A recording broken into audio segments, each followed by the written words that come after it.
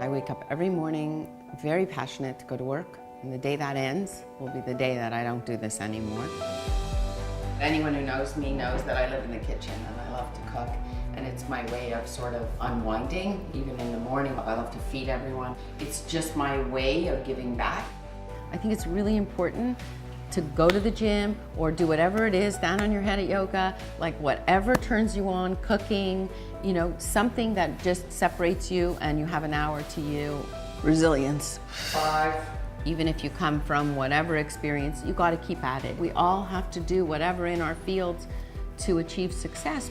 At the age of 64, I did the crazy thing of going back to full-time work. I did it because I loved it. It's my DNA. When there's a need to get something done and it's something that's important to me, I'll just jump in and do it. I believe strongly that each of us needs to learn something new every day. And that's not age dependent. Whether you're a young child or, as my mother said, at 90 years old, there's something to be learned every day, and each of us has to go find that something new every day. And that's what moves us forward. My work is my passion. I started medicine because I couldn't see any other way for me. My research focus is brain tumors in kids and young adults. We really weren't doing anything good for brain tumors in kids. It seemed like a land of opportunity, and I used my training in science to say, okay, maybe if I understood better those tumors, there might be different answers. Resilience is a term I came to know. I didn't have anybody to advise me on how to cope, on how to provide the diagnosis. We learned as we went. My secret is in research. I say to myself each time, today I can't, but tomorrow I will. I had to advise people that I care a lot about on hopefully what I thought would be the best path for them. Never easy. Never be easy being on the other side of the fence.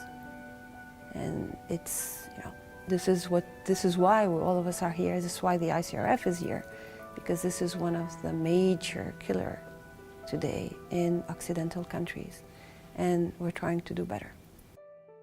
For me, resilience means asking for help. You know, when I'm feeling down, calling on my good friends who are going to help me. Resilience means you can't do it all the time. We need to rely on people, and it's okay. I used to have 3 or 4 friends that would always be there, pick up the kids for me, make sure if I was out of town that they would be there for me, and that really helps. It's not how much time you're with your kids, it's the quality and the value of the time that you spend with your family, with your kids, with your friends. That's what I've learned. So much depends on how you look at life. So for me, I feel very lucky.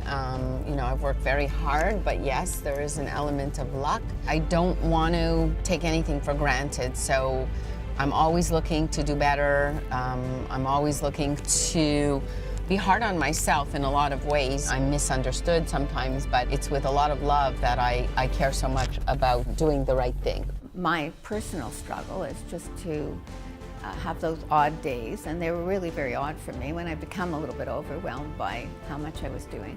But having said that, it doesn't last very long with me. But I run. I'm Bubby on wheels. When you're doing community work, you're dealing with professionals and volunteers. In the Jewish community, I was in both those positions, so I always tried to look at it through the other person's eyes. We've had some success, and we will have more. And this is how my resilience comes, is that I try and convince myself that we will do better, and we have to do better. If you don't experience failure, you don't know how to succeed. Actually, failure is a way to improve your success. I've seen in my lifetime, and I hope to see it even more, that diseases that were thought to be incurable have a drug and can be easily cured today. You give them this pill, and life goes on as normal. So I want that to happen almost for every single patient that I treat. I don't know if I'm going to see it in my lifetime, but I'm going to see it more and more. That's a guarantee. The mantra that I live by, the more you give, the more you get. We say that sometimes in a corny way, but it's so real when you're watching people around you who are not going to make it. Live each day like it's your last. That's a little crazy because you don't want to live every day like it's your last, right? And then I'd be drinking and eating chocolate all day long. But don't sweat the small stuff and everything in perspective, and tomorrow's a new day. I think that's the really big thing that I'm living by. It's what's in our heart, and it's really about when you give a lot, it's an amazing feeling, and there's nothing else like it for me, and that's what it is for me, and that's why I'm here today. The message I would have for women is to go with their potential. We are our worst enemies. We put barriers where there are none, or limited ones. I think it's feasible. I really believe I'm not a superwoman or anything. You just go with your passion, to believe in themselves and to go forward with that. Life doesn't always follow the road that each of us would design. My story about cancer, and it was the same for me the second time I had breast cancer, I look at struggles in the way that it's a blip in life. It's something you need to deal with.